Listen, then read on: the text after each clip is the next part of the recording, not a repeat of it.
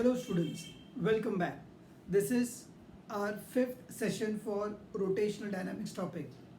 In the first four lectures, we discussed about basics of circular motion, various quantities related to circular motion, right hand palm rule to find the direction of angular displacement, angular velocity, angular acceleration.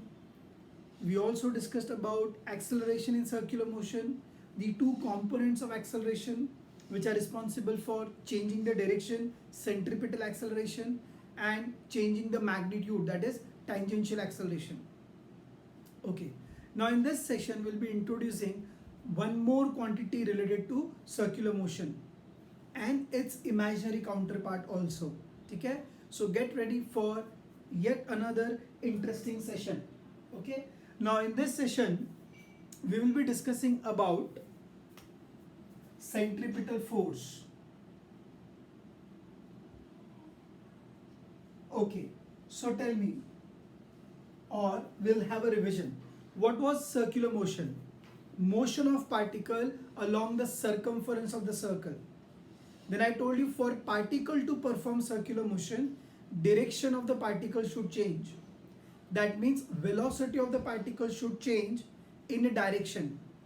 If it is performing uniform circular motion with constant speed, then to my dear student, due to change in direction of velocity, can we say there will be an acceleration? Yes, there will be an acceleration. And by Newton's second law, force is mass into acceleration. So whatever is the direction of acceleration here, same will be direction of force acting on the particle also. Now what was the direction of acceleration? It was along the radius towards the center. So the direction of force will also be along the radius and towards the center, and hence the name centripetal force. I would want to make one thing very clear, my dear student, here, that centripetal force is not type of any force. It is just name given to a force which is towards the center. Like you have electrostatic force, gravitational force. तो वो type of forces है बच्चों. Centripetal force किसी force का type नहीं है, वो एक फोर्स को नाम दिया है. मतलब हो सकता है कि इलेक्ट्रोस्टैटिक फोर्स भी सेंट्रिपिटल फोर्स की तरह बिहेव करे, हो सकता है कि ग्रेविटेशनल फोर्स भी सेंट्रिपिटल फोर्स की तरह बिहेव करे, हो सकता है कि टेंशन का फोर्स भी सेंट्रिपिटल फोर्स की तरह बिहेव करे, हो सकता है कि फ्रिक्शन का फोर्स भी सेंट्रिपिटल फोर्स की तरह बिहेव करे. सो कहने का मतलब बच्चों ये है कि centripetal force is not type of force. It is just name given to a force because it is directed towards the center. So now in your exam, theory exam, they might ask you a short note on what is centripetal force. So you can always start your answer like this. We know that acceleration is rate of change of velocity. Change of velocity can be change in magnitude or change in direction or change in both magnitude as well as direction. In circular motion, which includes both uniform and non-uniform. So in circular motion, direction of the particle changes continuously.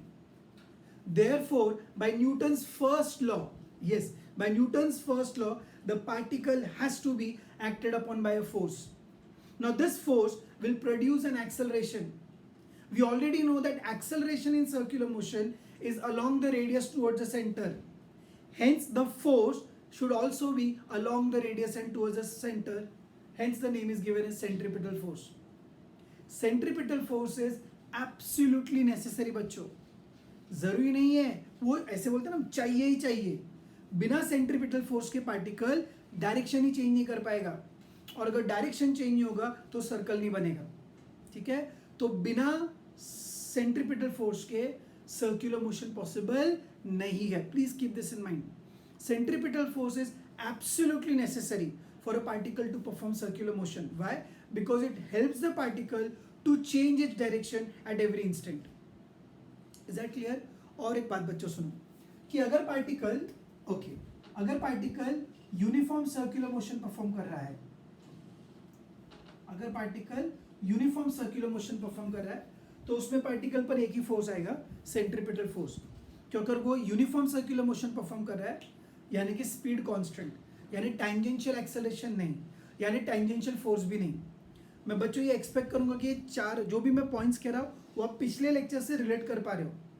Speed constant, so tangential acceleration नहीं, इसलिए tangential force नहीं आएगा. So in uniform circular motion there will be only centripetal force. Please keep this in mind, वो multiple choice question में पूछ सकते हैं. Okay, अब सेंट्रीपिटल फोर्स का फॉर्मूला क्या होना चाहिए? सो F is equals to m into ए.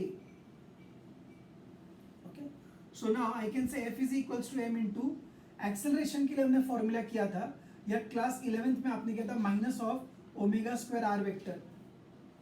हाँ, ये आपको 11th क्लास से आना चाहिए.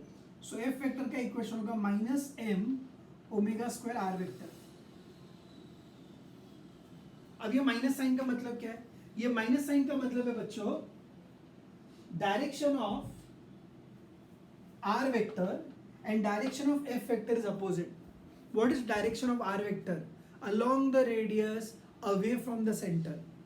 सो उसका अपोजिट क्या होना चाहिए? Along the radius towards the centre. अगर मैं कह रहा हूं कि एक वेक्टर ऐसा जा रहा है, ऐसा ऐसा ऐसा, तो उसका अपोजिट क्या है? ऐसा होना चाहिए ना. सो ये भी अलोंग द रेडियस ही है, but radius vector is away from the centre and this is towards the centre. तो इसको सेंटर पसंद है. It's a centre seeking force. So we called it centripetal force, centre के पास, hence it is centripetal force. So ये centripetal force का vector form है. अगर आपको बच्चों मैग्नीट्यूड चाहिए, magnitude, so in magnitude if I want, या rather if you want, we can say F is equals to m omega square r. Okay fine. अब बच्चों सुनो जरा ध्यान से, F is equal to m omega square r, ये इसका magnitude है, और डायरेक्शन में ऑलरेडी बता चुका हूं, along the radius away from the centre. Please लिख लो उसको अभी के अभी. Direction is along the radius and towards the centre. Okay, so centripetal force is along the radius and towards the centre. Please keep this in mind. हाँ, ये इसका magnitude मैं ऐसे कह रहा था. ओके, अब बच्चों एक ऐसा सिचुएशन जो आप सब ने एक्सपीरियंस किया होगा, ठीक है, प्लीज ध्यान से सुनना. जैसे मान लीजिए बच्चों कि हम सब एक बस में बैठे हैं, ठीक है, अलॉन्ग विथ मी आप सब भी बस में हैं, और हमारी बस ऐसे स्ट्रेट जा रही है, जा रही है, जा रही है, और उसको लेफ्ट की तरफ सडनली टर्न लेना है. तो हमारी बस स्ट्रेट जा रही है, और जब लेफ्ट की तरफ टर्न लेगी तो जितने भी पैसेंजर बस के अंदर बैठे थे उन सबको ऐसे लगता है कि किसी ने बाहर की तरफ पुश किया है. बराबर याद आया? बोलो. हमारी बस ऐसे स्ट्रेट जा रही थी, और अगर अचानक से वो टर्न लेगी तो हमको यहाँ एक धक्का महसूस होता है. ऐसा लग रहा है कि कोई तो हमको बाहर पुश कर रहा है. ऐसा लगता है. आज तक उसको पकड़ा नहीं गया कि वो कौन है ऐसा जो आपको धक्का दे रहा है.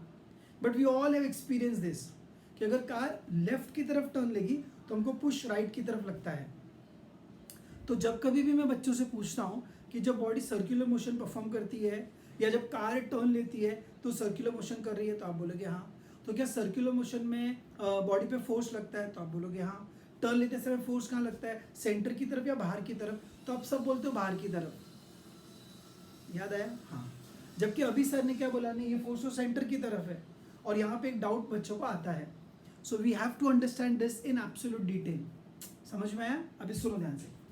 सो फिर से एक बार बच्चों, अगर कोई आपसे पूछेगा सेंट्रीपिटल फोर्स की जरूरत क्या है, तो अपना आंसर कैसा होना चाहिए कि what is acceleration? Rate of change of velocity in uniform circular motion, although the speed is constant but the direction of the particle changes continuously. बराबर. और अगर डायरेक्शन चेंज होगा मतलब बाय न्यूटन्स फर्स्ट लॉ उस पर force लगना चाहिए, और जिस डायरेक्शन में फोर्स लग रहा होगा वही डायरेक्शन में एक्सेलरेशन भी आना चाहिए. अब एक्सेलरेशन ऑलरेडी कैसा होता है? Along the radius towards the centre. तो फोर्स भी कैसे लग रहा होगा? Along the radius and towards the centre. And that is the reason why it is called as centripetal force. अब बच्चों इसको हम ऐसे भी समझ सकते हैं. देखो, अगर कोई भी ऑब्जेक्ट सर्कुलर मोशन परफॉर्म कर रहा है मतलब वो अपना डायरेक्शन चेंज कर रहा है. बराबर. और अगर वो अपना डायरेक्शन चेंज कर रहा है तो by Newton's law of inertia जो बॉडी जैसा है वो वैसे ही रहना चाहता है. अगर पार्टिकल अपना डायरेक्शन चेंज कर रहा है मतलब वो वैसे ही नहीं रहना चाहता है, यानी कि उस पर बाहर से कोई तो फोर्स आ रहा है, और ये फोर्स जो पार्टिकल पर लगता है और पार्टिकल उसकी वजह से अपना डायरेक्शन चेंज कर पा रहा है, उसको हम बुलाएंगे सेंट्रीपिटल फोर्स. क्लियर है? सेंट्रीपिटल फोर्स का आइडिया क्लियर है बच्चों? इस फोर्स के बगैर डायरेक्शन चेंज नहीं होगा, इसलिए सर्कुलर मोशन पॉसिबल नहीं है. तो कौन सा फोर्स सर्कुलर मोशन के लिए जरूरी है, एब्सोल्युटली नेसेसरी है? तो please keep in mind it is centripetal force. Without centripetal force there can not be circular motion. Okay, अब सुनो ध्यान से. तो जैसे कि मैं आपसे कह रहा था बच्चों कि सेंट्रीपिटल फोर्स जो है वो एक रियल फोर्स है, रियल. इसका मतलब कि जो भी फोर्स सेंट्रीपिटल फोर्स का रोल प्ले करता है उसको हम एक्सप्लेन कर सकते हैं. सर थोड़ा अच्छे से बताइए. अच्छा सुन देख ध्यान से. फॉर एग्जाम्पल बच्चों, जब मैं कहता हूं कि मेरा ये न्यूक्लियस के अंदर, सॉरी एटम के अंदर न्यूक्लियस, उसमें ये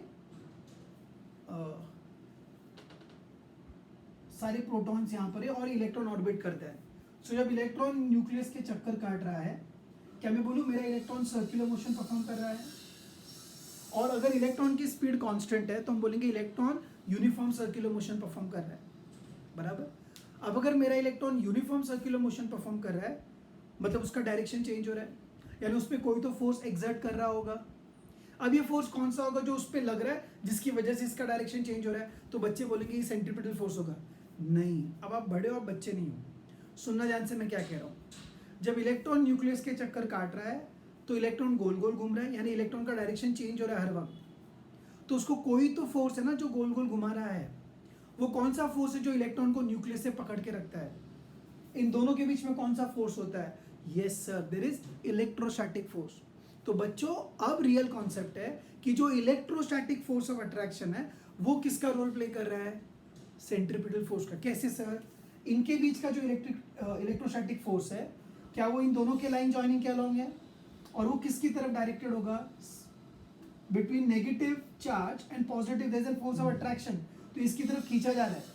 तो ये इलेक्ट्रोस्टैटिक फोर्स है. अब मेरे बच्चों, क्या ये electrostatic force along the radius toward the centre है? अब ऐसा कोई भी फोर्स जो along the radius toward the centre होता है, हम उसको कौन सा फोर्स बोलते हैं? तो यहां पर इलेक्ट्रोस्टैटिक फोर्स किसका रोल प्ले कर रहा है?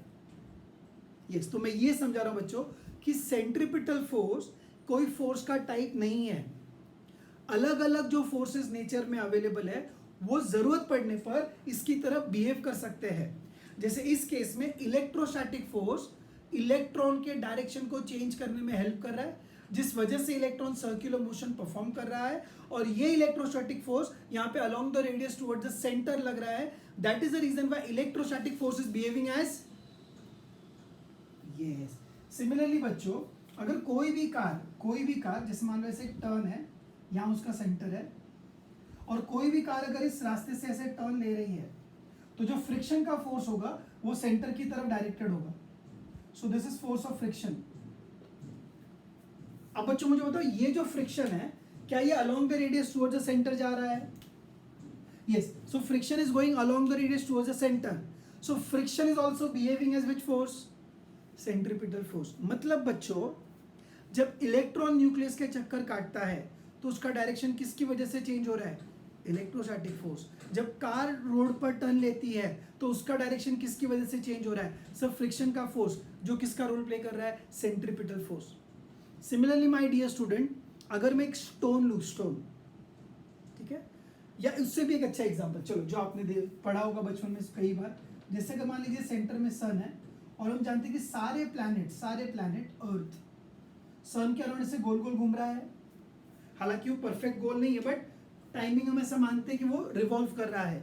सो अर्थ सन के रिस्पेक्ट में क्या परफॉर्म कर रहा है? Circular motion.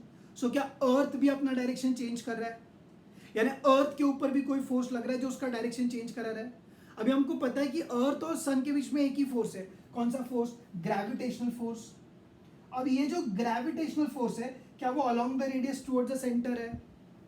अब ऐसा कोई भी फोर्स जो along the radius towards the centre होगा और सर्कुलर मोशन में हेल्प कर रहा है, उसको हम कौन सा फोर्स बोलते हैं? Centripetal force. यानी यहाँ पर ग्रेविटेशनल फोर्स किसका रोल प्ले कर रहा है? सो क्या जरूरत पड़ने पर इलेक्ट्रोस्टैटिक फोर्स इसका रोल प्ले कर सकता है? क्या फोर्स ऑफ फ्रिक्शन इसका रोल प्ले कर सकता है? क्या ग्रेविटेशनल फोर्स भी इसका रोल प्ले कर सकता है? हाँ. Is that clear? सो ये सारे फोर्सेस हम नेचर में देखते हैं और उनकी मदद से हम सेंट्रीपिटल फोर्स को एक्सप्लेन कर पा रहे हैं. That is the reason why it is a real force. कोई इमेजिनरी नहीं है, कोई भूत नहीं है, कोई महसूस नहीं हो रहा है, सच में वैसा हो रहा है। एक और एग्जांपल जो मैं ले रहा था बच्चों, कि अगर मैं एक स्ट्रिंग लूँ, स्ट्रिंग, उसके एंड पे अगर मैं एक स्टोन को टाई करूँ और उसको ऐसे ऐसे घुमाऊं, तो आप सब जानते हो कि जो स्टोन होगा, even that stone will perform circular motion. अब वहां पर अगर वो सर्कुलर मोशन परफॉर्म कर रहा है तो अपना डायरेक्शन चेंज कर रहा है, और वो डायरेक्शन चेंज करने के लिए उसको ऊपर एक फोर्स लग रहा होगा। जो कौन सा फोर्स है? स्टोन और स्ट्रिंग को जब आप पुल करोगे कौन सा फोर्स आएगा? सोच, पुल करने पर कौन सा फोर्स आएगा स्ट्रिंग के अंदर? Very good, tension force. So if you tie a stone to the end of a string and hold it like this, so जो टेंशन होगा वो खिंचाव अंदर की तरफ होगा। So even that tension force will act as centripetal force.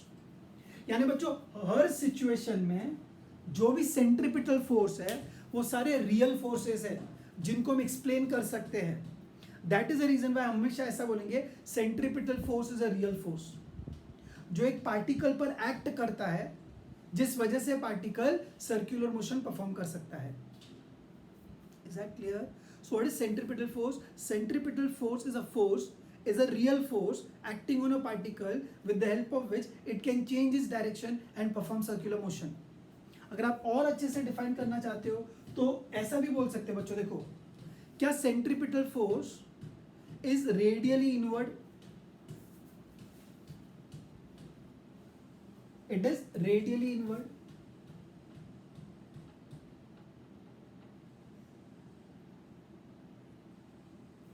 ठीक है, अगर यूनिफॉर्म सर्कुलर मोशन की बात की जाए तो m constant, omega constant, r constant, so it is radially inward, constant, it is continuous. All these words are important. Why is it continuous? ऐसा है क्या इधर फोर्स हो रहा है, उसके बाद यहां डायरेक्ट लगेगा, बीच में किधर भी फोर्स नहीं आएगा, हर पॉइंट पर उस पर फोर्स, इधर इधर इधर इधर इधर इधर इधर इधर इधर, यहां पर भी यर every point there will be centripetal force. हर जगह वो फोर्स होगा। अगर फोर्स गायब हुआ तो पार्टिकल टर्न नहीं ले पाएगा, और उस केस में पार्टिकल क्या करेगा? टेंजेंशियल डायरेक्शन में भाग जाएगा। उस पर भी आते हैं। So centripetal force is radially inward, constant, that is for UCM, it is radially inward, constant, continuous and real force acting on a particle performing uniform circular motion. ठीक है, ये समझ में आया? This is how you can define centripetal force is radially inward, constant, continuous and real force acted on a particle performing uniform circular motion. तो sir जब हम लोग कार में बैठ के टर्न लेते हैं तो हमको तो बाहर धक्का लगता है, अंदर नहीं लगता है। तो उस वक्त बच्चों आपको जो फोर्स महसूस होता है वो उसका काउंटर पार्ट है, उसको बोलते हैं सेंट्रीफ्यूगल फोर्स। सो एक है सेंट्रीपिटल और दूसरा है सेंट्रीफ्यूगल। और यहाँ पर मुझे चाहिए बच्चों कि आपका 100% अटेंशन यहाँ पर है। ठीक है, so I hope this part is clear. I am going to remove it from the board so that we can proceed further. इसको भी यहाँ से हटाएंगे और आगे का डिस्कशन करेंगे। ओके, अगर आपने कॉपी नहीं किया था तो प्लीज पीछे जाइए, स्क्रीन को पॉज कीजिए, कॉपी कीजिए and you can then come back to the normal sequence. Okay, so मैं आपसे कह रहा था बच्चों, एक है सेंट्रीपिटल फोर्स जिसके बारे में इतना डिस्कशन हम कर चुके हैं। दूसरा फोर्स है बच्चों सेंट्रीफ्यूगल फोर्स। सेंट्रीफ्यूगल फोर्स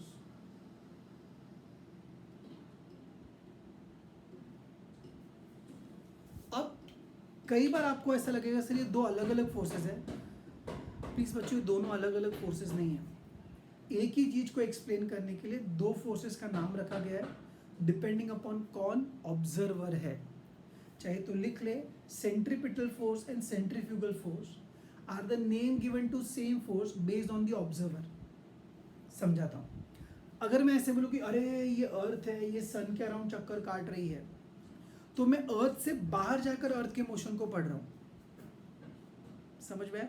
तो क्या मैं खुद सर्कुलर मोशन परफॉर्म कर रहा हूँ? नहीं, मैं बाहर से देख रहा हूँ। या चलो एक मान लीजिए वो एग्जाम्पल लेते हैं, हम सब एक बस में बैठे और हमारी बस गोल गोल घूम रही है। ठीक है, या मान लीजिए ऐसा सोचते हैं हम कि आप सब बचपन में जब छोटे थे तो आप फेयर में, मेले में गए रहेंगे, वहाँ पर मैरी गो राउंड था, याद है? और आपके पेरेंट्स आपके साथ थे और आप सब मैरी गो राउंड पे बैठे हैं और अब वो मैरी गो राउंड गोल गोल गोल गोल घूम रहा है। अब यहाँ पे दो लोग हैं, एक आपके पेरेंट जो मैरी गो राउंड पर नहीं बैठे हैं, वो ऐसे दूर, अरे वाह मेरा बच्चा कितना खुश है, वो गोल गोल घूम रहा है, वो सर्कुलर मोशन परफॉर्म कर रहा है, उसका डायरेक्शन हर वक्त चेंज हो रहा है, उसके ऊपर सेंट्रीपिटल फोर्स लग रहा होगा जो टेंशन की वजह से आ रहा होगा। ऐसा कौन सोच रहा है? आपके पेरेंट। और उधर आपकी क्या हालत होगी? अरे यार इसकी तो स्पीड बढ़ रही है, मुझे तो थ्रिल मजा आ रही है, बाहर की तरफ कोई मुझे धक्का दे रहा है। सो जो खुद सर्कुलर मोशन परफॉर्म करता है मेरे बच्चों, वो कौन सा फोर्स महसूस करता है, इनवर्ड या आउटवर्ड? आउटवर्ड। तो वो एक्सपीरियंस करेगा सेंट्रीफ्यूगल फोर्स। पर जो बाहर से देखेगा, अरे वाह कार टर्न ले रही है, मस्त कार सर्कुलर मोशन परफॉर्म कर रही है, कार का डायरेक्शन चेंज हो रहा है, इसलिए कार के ऊपर रोड और टायर के बीच में फ्रिक्शन है, वो सेंट्रीपिटल फोर्स का रोल प्ले कर रहा है। ऐसा अच्छा एक्सप्लेनेशन हम लोग देंगे। जो कार के अंदर बैठा है वो, अरे मैं टर्न ले रहा हूँ, कार जा रही है लेफ्ट में, मुझे धक्का लग रहा है राइट में, पता नहीं कौन पुश कर रहा है। आप उसको कभी, you can only feel it, you can not explain किसकी वजह से, आई डोंट नो। तो ऐसा एक इमेजिनरी भूत pseudo force is centrifugal force which can only be experienced, it cannot be explained by any known physical interaction। जैसे centripetal के लिए मैंने एग्जांपल दिया ग्रेविटी का, इलेक्ट्रोस्टैटिक का, टेंशन का, फ्रिक्शन का। इसके लिए क्या बोल रहा हूँ मैं, कब से महसूस कर सकते हो, एक्सप्लेन नहीं कर सकते हो। जो कार में बैठा है उसको पता है कि मैं क्या बोल रहा हूँ, जो मैरी गो राउंड पे बैठा है उसको पता है कि मैं क्या बोल रहा हूँ। Are you getting what I am saying? So जो खुद सर्कुलर मोशन परफॉर्म कर रहा है वो कभी भी पिटल एक्सपीरियंस नहीं करेगा, वो फ्यूगल एक्सपीरियंस करेगा। और जो बाहर से सर्कुलर मोशन देख रहा होगा वो बोलेगा कि अरे वाह इसके ऊपर तो सेंट्रीपिटल फोर्स है जिसकी वजह से ये डायरेक्शन चेंज कर रहा है। अब बच्चों एक्चुअली ऐसा क्यों है, why these are two different names? तो इसका जो रूट कॉज है वो 11th स्टैंडर्ड फिजिक्स में वापस से है। It is all due to जिस खिड़की से आप मोशन को पढ़ रहे हो। अब खिड़की से आप मोशन को पढ़ रहे हो मतलब आपका फ्रेम ऑफ रेफरेंस, ये शायद वर्ड आपने सुना होगा। सो दो अलग अलग नाम किसकी वजह से है? ये दो अलग अलग नाम फ्रेम ऑफ रेफरेंस की वजह से है। ठीक है, अब आपने पढ़ा inertial frame of reference and non inertial frame of reference. वो रेफरेंस फ्रेम जहां न्यूटन्स लॉ वैलिड है वो इनर्शियल, जहां न्यूटन्स के लॉ फेल हो जाते हैं वो नॉन इनर्शियल। ठीक है, ओके। सो अब सुनना ध्यान से। Okay, just to give you a quick recap of all these things. इसमें दो था बच्चों, एक था इनर्शियल, दूसरा नॉन इनर्शियल। यहां पे न्यूटन्स लॉ वैलिड,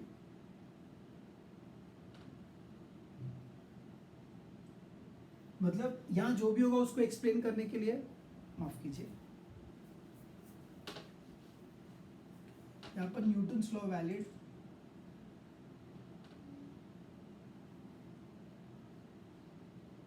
यहां पर Newton's law not valid.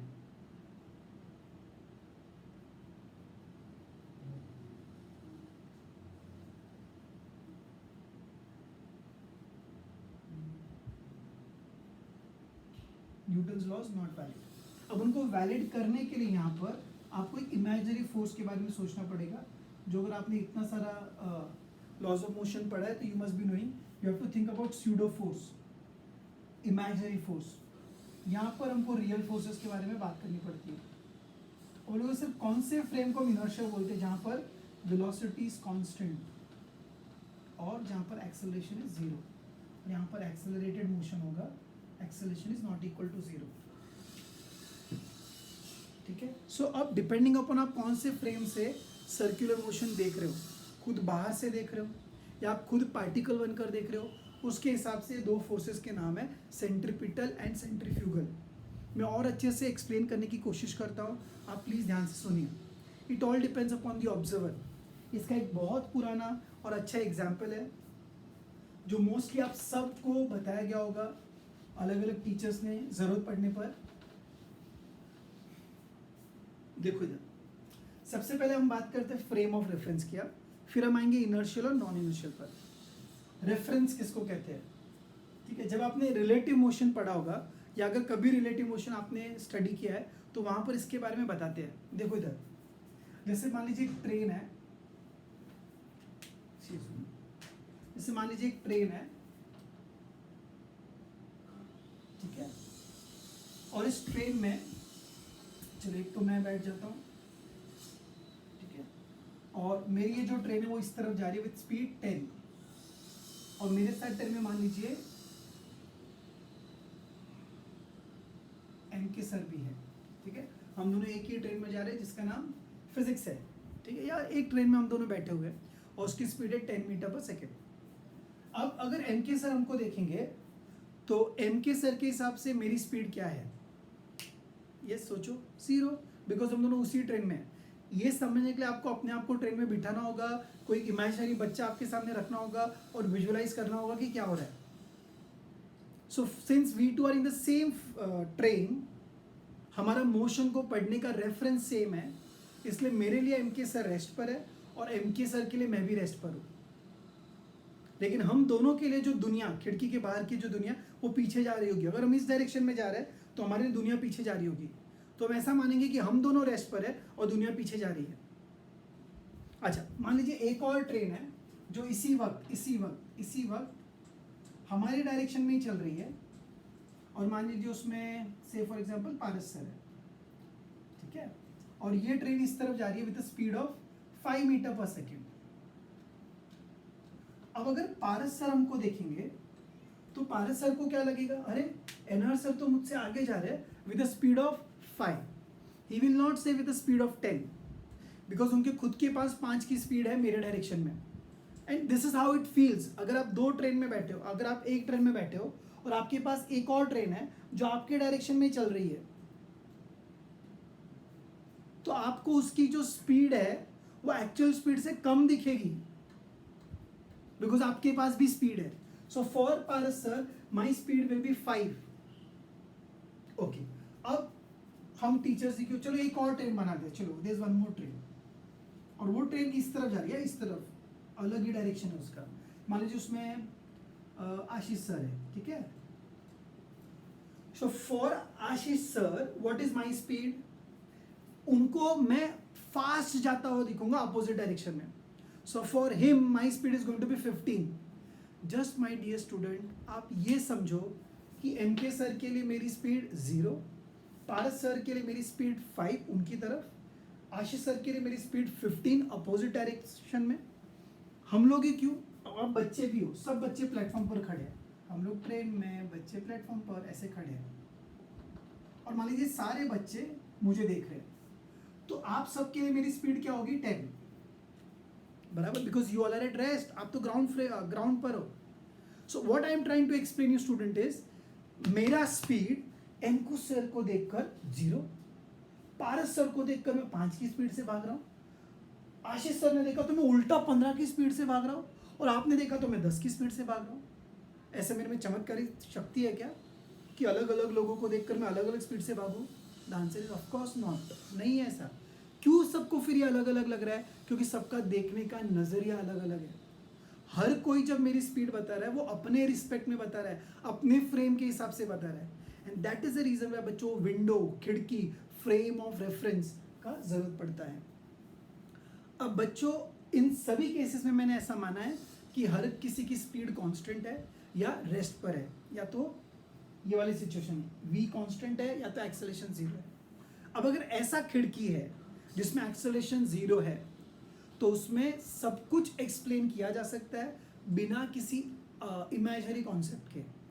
That is your inertial frame of reference, जिसमें कुछ अज्यूम करने की जरूरत नहीं। लेकिन अगर एक्सेलरेटेड मोशन है तो उसमें आपको अज्यूम करना पड़ेगा, अदरवाइज आप वो एक्सप्लेन, आप एक्सपीरियंस तो कर पाओगे पर एक्सप्लेन नहीं कर पाओगे। तो उसको बोलेंगे नॉन इनर्शियल फ्रेम, और उसमें लगेंगे स्यूडो फोर्सेस, भूत वाले फोर्सेस, इमेजिनरी फोर्सेस। उसका एग्जांपल है सेंट्रीफ्यूगल फोर्स। तो जब आपकी कार टर्न ले रही होती है तो आपका कार सर्कुलर मोशन परफॉर्म कर रहा है, हर सर्कुलर मोशन में एक्सेलरेशन होता है, तो आप एक्सेलरेटेड वाली खिड़की में हो, इसलिए आपको इमेजिनरी फोर्सेस सोचने पड़ेंगे to explain what you are experiencing. आपको किसी ने बाहर धक्का दिया, कौन था? आप बोलेंगे सेंट्रीफ्यूगल फोर्स था जिसने मुझे बाहर धक्का दिया। एटलीस्ट आप अपनी बात किसी को समझा तो पाओगे। ऐसा बोलोगे मुझे किसी ने धक्का दिया, पता नहीं, पकड़ा नहीं मैंने उसको, तू अगर जानना चाहता तो आके गाड़ी में बैठ, ऐसा नहीं बोलोगे ना। आप बोलोगे अरे मुझे किसी ने बाहर पुश किया और वो सेंट्रीफ्यूगल फोर्स है, due to inertia of course. और अगर यही इनर्शियल फ्रेम वाले आपको टर्न लेते हुए मैं देख रहा हूँ, अरे वाह मेरे बच्चे कार से जा रहे हैं, उनकी कार टर्न ले रही है, टर्न ले रही है तो मतलब उसका डायरेक्शन चेंज हो रहा है, मतलब उसमें सेंट्रीपिटल फोर्स है, ओ टायर और रोड के बीच का फ्रिक्शन वो काम कर रहा है, ऐसा मैं बोलूँगा। आप ये एक्सप्लेन नहीं कर पाओगे जब तक कि आप किसकी मदद नहीं लोगे, imaginary forces, pseudo forces. Example है उसका सेंट्रीफ्यूगल फोर्स, वो सेंटर से फार लेके जाएगा, and that is the reason why it is centrifugal. So we have centripetal, we have centrifugal. Centripetal is radially inward, constant, continuous, real force exerted on a particle performing uniform circular motion as observed by an observer in the inertial frame of reference. Then what is centrifugal force? Same. It is radially outward, constant, continuous and pseudo force exerted on a particle performing uniform circular motion as observed by an observer in the non-inertial frame of reference. इसको pause करके बार बार repeat करना, definition लिखना। एक radially inward constant continuous real force है, एक radially outward constant continuous pseudo force है, एक inertial frame में, एक नॉन इनर्शियल फ्रेम में। आर वी क्लियर बच्चों? कभी ऐसा मत बोलना कि जब पार्टिकल सर्कुलर मोशन परफॉर्म करता है तो उस पर सेंट्रीपिटल फोर्स और सेंट्रीफ्यूगल फोर्स लगता है, ऐसा मत बोलना। अगर कोई पार्टिकल सर्कुलर मोशन परफॉर्म कर रहा है और तू खुद वो पार्टिकल बन के सोचेगा तो तू सेंट्रीफ्यूगल फोर्स बोलेगा। अगर तुम बाहर से उसको देखेगा तो आप उसको बोलोगे सेंट्रीपिटल फोर्स। क्या मेरी बात क्लियर है बच्चों? यस। सो इतना आपको पता होना चाहिए। अच्छा, सेंट्रीफ्यूगल फोर्स का मैग्नीट्यूड क्या है, ये इसका इसको हम वेक्टर फॉर्म में लिखेंगे plus m omega square r vector, मतलब आर वेक्टर और f का डायरेक्शन सेम, क्योंकि आर वेक्टर भी along the radius away from the centre और f वेक्टर भी along the radius away from the centre. ठीक है, ये प्लस का मतलब वो है, और इसका magnitude is m omega square into r। ठीक है, जल्दी से जो स्क्रीन पे लिखा है पॉज करो और जल्दी से कॉपी करो। ठीक है, ओके। सो अगर आपने मेरा एक्सप्लेनेशन सुना है और अगर आपको ये समझ में आया तो देख कुछ पॉइंट्स में लिखता हूँ। सेंट्रीपिटल फोर्स, हम उसको सीपीएफ लिखते हैं, का जो मैग्नीट्यूड है और सेंट्रीफ्यूगल फोर्स का मैग्नीट्यूड एग्जैक्टली सेम है। So they are equal in magnitude, both are equal in magnitude and they are opposite in direction, एक इनवर्ड है एक आउटवर्ड है। So there are equal in magnitude but opposite in direction. ठीक है, समझ में? So याद रखना, centripetal force and centrifugal force are equal in magnitude, opposite in direction. सिर्फ उनको देखने वाले ऑब्जर्वर अलग है, एक इनर्शियल फ्रेम में होता है और एक नॉन इनर्शियल फ्रेम में होता है। जो बाहर से देखेगा वो सेंट्रीपिटल के नाम से कहेगा और जो खुद बैठकर देखेगा वो सेंट्रीफ्यूगल फोर्स कहेगा। ठीक है, with this I will and this particular session. अगला सेशन इमीडिएटली हम लेंगे जिसमें हम application of circular motion start करेंगे। डे टू डे लाइफ में सर्कुलर मोशन कहाँ काम में आता है। पर बच्चों याद रखना, मैं वापस करता हूँ, जब कभी भी पार्टिकल सर्कुलर मोशन परफॉर्म करता है उसका डायरेक्शन चेंज होता है। डायरेक्शन चेंज हो रहा है मतलब उस पर फोर्स लग रहा है और ये फोर्स ऐसा है जो उसके डायरेक्शन को चेंज कर रहा है, इसलिए इसका नाम सेंट्रीपिटल फोर्स है। अब कई बच्चे ये डाउट पूछेंगे जो मैं अभी बता देता हूँ कि अगर सर सेंट्रीपिटल फोर्स नहीं लगेगा तो क्या होगा। सोच, अगर कोई पार्टिकल सर्कुलर मोशन परफॉर्म कर रहा है, ठीक है, और ये इंस्टेंट पर उसकी इंस्टेंटेनियस वेलोसिटी या उसकी जो टेंडेंसी वो इधर जाने की होगी। अब सोचो अगर इस पे सेंट्रीपिटल फोर्स एक्ट नहीं करेगा, मतलब थोड़ी देर के बाद आपका पार्टिकल यहाँ नहीं आएगा, तो क्या करेगा। अगर ये वाले मोमेंट पर सेंट्रीपिटल फोर्स गायब हो जाएगा, मतलब पार्टिकल पे फोर्स लगना बंद हो जाएगा, तो पार्टिकल डायरेक्शन चेंज ही नहीं कर पाएगा। तो पार्टिकल क्या करेगा, फर्स्ट लॉ के हिसाब से वो अपनी जर्नी खुद कंटिन्यू करेगा। It will continue along the straight line, तो आपका पार्टिकल ऐसे भाग जाएगा, यानी वो टैंजेंट के अलोंग भाग जाएगा। अच्छा, अगर भागते सपोज यहाँ पर सेंट्रीपिटल फोर्स गायब हुआ, तो यहाँ से लेकर यहाँ तक तो आपका पार्टिकल आएगा, पर यहाँ पर जैसे सेंट्रीपिटल फोर्स गायब हुआ आपका पार्टिकल ऐसे भाग जाएगा। ये आप डे टू डे लाइफ में स्टोन वाले एक्सपेरिमेंट में कर सकते हो। स्टोन को आप स्ट्रिंग से टाई करो, ऐसे रिवॉल्व करो, जब तक आप स्ट्रिंग को पुल करोगे, खींचोगे, तब तक ये पत्थर घूमता रहेगा। और समझ मान ली ये मोमेंट पर अगर मैं उसको छोड़ दूँ तो स्टोन ऐसे जाता है। It flies along the tangent at the instant where the centripetal force stops acting. एक अच्छा लाइन है, याद रखना, if the centripetal force stops acting on the particle then the particle will fly, भाग जाएगा along the tangent at the instant where the centripetal force stops acting. चाहिए तो लिख ली. If centripetal force stops acting on the particle will not be able to change its direction. In that case, the particle will fly along the tangent at the instant where the centripetal force stops acting. मतलब सोच, अगर अर्थ और सन के बीच का gravity गायब हो गया, जिस घड़ी ग्रेविटी गायब हुआ उस मोमेंट पर अर्थ उस टेंजेंट के अलॉन्ग भाग जाएगा. क्या मेरी बात समझ में आई? ठीक है, फिर से सुन ले.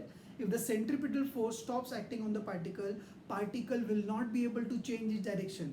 In that case, the particle will fly along the tangent at the instant where the centripetal force stops acting on the particle. Okay, with this we'll stop this lecture. आगे की स्टोरी या आगे का डिस्कशन नेक्स्ट लेसन में next session में हम करेंगे, जहाँ पर हम सर्कुलर मोशन का एप्लीकेशंस देखेंगे. ओके बच्चों, please revise it honestly. Pause करो लिखो, पॉज करो लिखो. इंपॉर्टेंट स्टेटमेंट बोलता हूँ, नोट कर लीजिए आप. ठीक है.